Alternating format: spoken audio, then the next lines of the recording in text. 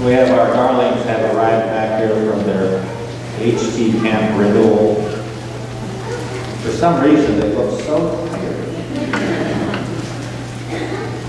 1 hour sleep, 2. Now they got followed. God bless you. Not to be young again. It's kind of fortunate, I think, a kind of gift of grace for our parish. A couple things happened as a result of this day, this Palm Sunday. By accident, by circumstance, a lot of things coming together made it possible for us as a parish to celebrate the first window that's been put in and look at the topic on the window and look at the day. For all that to come together is kind of a miracle, I think. In fact, I've been around enough when it comes to planning things that if I wanted to get that done that way, it wouldn't happen. Too many things had to be factored in. The second thing that was kind of neat, it happened at the 8:30 Mass, I think it was. Yes, the 8:30 Mass. It says in the Gospel today, it was 9 o'clock in the morning that he was crucified. Exactly at that time, the 9 o'clock bell rang. That's kind of fortuitous. So the Lord wants to get us a message across today, a very important message, that He is the one who died for us. And that when we pay attention to Him and put Him at the center of our lives, He makes other things make so much more sense. We have enough palms, but there's a lot of places that don't because of the storms that were in different parts of the United States where palms are harvested. And so people are scrambling to try to get enough palms for their churches. So we are blessed to get just the right amount. So whatever's left on the tables back there, you can take home after Mass. There's a saying that goes like this. I heard it the other day, it's kind of neat.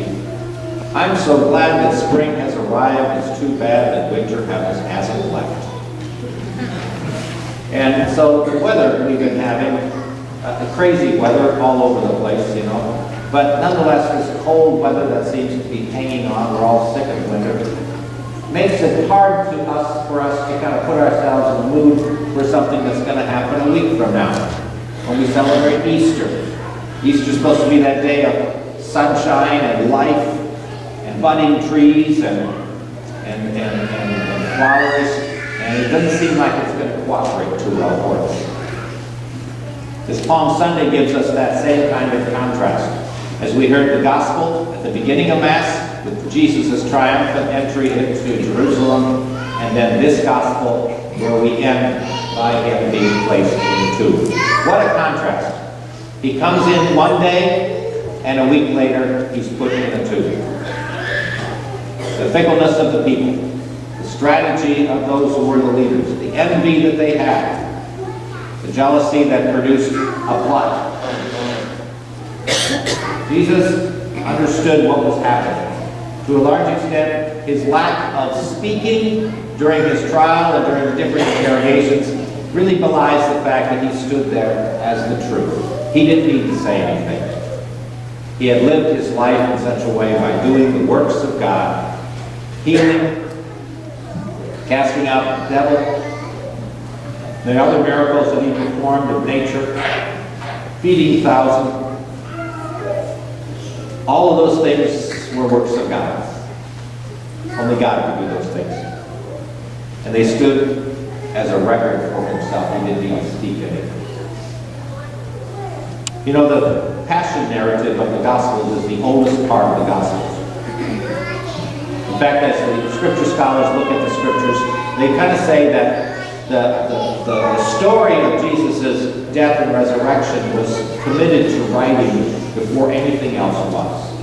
Not like by itself, it was committed to writing. Because it was so important. They repeated this story over and over again. Verbally, by memory, and then by words that were written down. And we continue that process today. As we read this Passion story once again. Another time, 2,000 times it's been read by people gathering together on this Sunday. As we enter into then this holiest of weeks, we got to strategize a little bit. We got to shut off some of the stuff that we always do to make these days a little bit more important. That's why as a pastor I always teach, let's shut off all the activities starting Thursday night until we get past Easter. Let's not have the games. Let's not have those other kind of events that pull us together that we just do normally other times. Let's take a moment to stop our activities and say these days are important. So it's not just the Holy Week, but it's those last 3 days when we take the life of Jesus and we literally live it through day by day. His Holy Thursday experience, His Good Friday experience, and His resurrection. And we give attention to each of those moments. On Holy Thursday, the attention we give to that Last Supper that He had by reenacting what He did at it, not just our Mass, we always do that, but also the washing of feet. And on Good Friday, when we do that adoration of the cross, it's an opportunity for people to come not just as individuals, but bring your whole family together. Sit as a family. Bring the little kids along. When we do that adoration of the cross, when those little kids come up and they touch the cross, you know, there's something wonderful that happens in their soul as a result of that. Let them have that opportunity. And on Easter, when we light those candles on Easter Vigil night, people kind of shy away from that Mass, thinking it's a little bit too much to do for God. I don't want to do that, that's too long. You know, what happens at that is just a beautiful way for us to celebrate our faith, and we're going to be welcoming Brittany Stratman to the church that evening as well. And then there's Easter. I hope the weather cooperates and we have some sun shining through the windows. Now you have to strategize by planning. So when you people get home, talk about it and say, which ones are we going to go to? How are we going to carve out that time? You know you've got to think about it ahead of time because it's not going to happen spontaneously. You've got to kind of think about it and kind of plan and decide, okay, as a family, we're going to go to the Good Friday service. Or as a family, we're going to do such and such. You know, the story about the crucifixion of Jesus comes to light a little bit more to me after having been to the Holy Land this past year. We visited the place that's traditionally called the Upper Room. And then we traveled, we walked from that Upper Room past what was referred to as the high priest's house. And in that house, in the basement, was a cistern, a dry cistern. And it is said that that is where Jesus was put after He was arrested in the garden. So Jesus would have walked down that hill on a paved road by cobblestones, over, down the valley, and then up the other side of the hill, to what was the Garden of Gethsemane. And it's there He would have prayed. People went there a lot because it was a nice cool spot. Maybe there was a breeze always blowing there. And it's there that agony in the garden took place.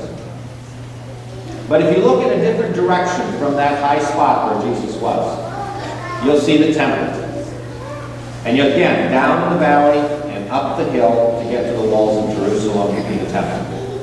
And while Jesus was praying there on that one hill, He could easily look and see the temple and see the pathway that those soldiers would have followed with those torches. He would have seen them. And so when He prayed there in that garden, He knew what was going to be happening. On Good Friday, we join the rest of the church to pray for all the people that Jesus prayed for, that died for. Christians and non-Christians and non-believers and atheists and people with any kind of need. We do that dramatically with some special prayers. And so, I just invite you. I sincerely invite you to make this week holy by choosing how to make it holy and special for you and your family.